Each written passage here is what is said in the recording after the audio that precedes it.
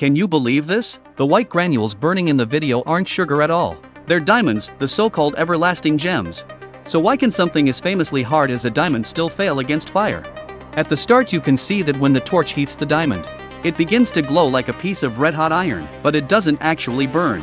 Only after a mysterious gas is pumped in, does the diamond finally ignite, and it releases a blinding white light. Then it disappears into the air at a speed you can see with the naked eye. Not even a speck of ash is left. The reason diamonds can burn is that just like charcoal, they're essentially carbon. The difference is that compared to charcoal, the carbon atoms inside a diamond are arranged differently. Each carbon atom forms 4 covalent bonds with 4 surrounding atoms, creating a tetrahedral structure. And it's this structure that makes the diamond so incredibly stable, which is why it takes much harsher conditions to ignite it. In open air, a diamond's ignition temperature can reach 850 to 1000 degrees Celsius, so a regular lighter definitely won't do the trick.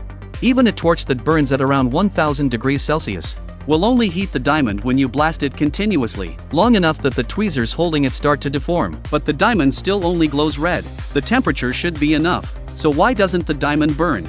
That brings us back to the mysterious gas used at the start of the experiment. It's pure oxygen.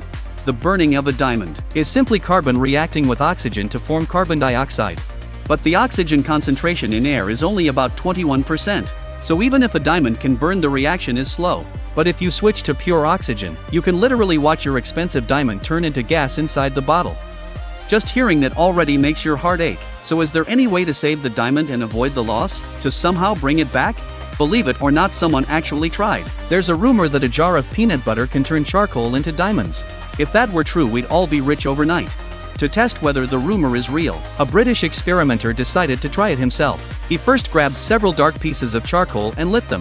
When the charcoal burned to the right point, he quickly pulled one piece out and plunged it straight into a jar full of peanut butter. Then he grabbed a metal basin, filled it completely with ice, and buried the peanut butter covered charcoal in the ice, then placed it in the freezer overnight. The next day, after rinsing it with warm water, he found that the charcoal had somehow turned into something transparent like a diamond. So is the rumor true? Can we actually make diamonds at home? Sadly, reality is harsh. The only reason the experimenter seemed to succeed was because of some very clever video editing.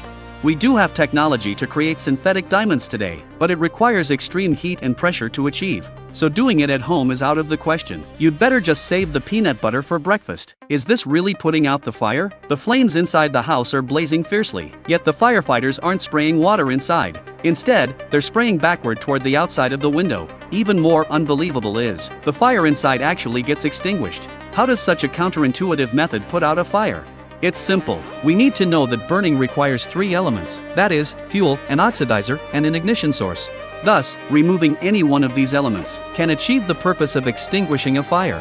If a fire breaks out in an open area, the best method is to set up a fire break. For example, in this wheat field fire incident, a kind passerby saw it and drove his harvester into the fire without hesitation. He harvested along the edge of the fire, preventing more than 200 mu of wheat from being damaged. The core of a fire break is removing fuel. However, although this method is good, it isn't suitable for relatively enclosed indoor spaces. Then how does reverse spraying manage to extinguish a fire? When a fire occurs, firefighters hang a curved hose nozzle on the window. They aim it outward to spray a high-speed stream of water. The air around the water stream then rapidly flows forward, creating a low-pressure zone behind it. The resulting pressure difference creates suction, like a vacuum pump, pulling the hot air from inside the room out, thus extinguishing the fire. This is the Venturi effect. This phenomenon is actually easy to reproduce. Just place 2 bottles flat on a table, then blow air between them through a straw. The bottles will stick together as if they have magnets inside. What I didn't expect is, besides firefighting, the Venturi effect is also used in fuel nozzles. I wonder if you've ever thought about this while refueling. There are clearly no electronic sensors on the fuel nozzle, so how does it manage to click and stop automatically when the tank is full? The cleverness lies in this inconspicuous little hole on the nozzle. Carefully observing the nozzle structure, you'll find this small hole is connected to a thin tube. This thin tube leads all the way inside the fuel nozzle, and there is also a cone-shaped valve held by a spring. It is this valve that enables automatic shutoff.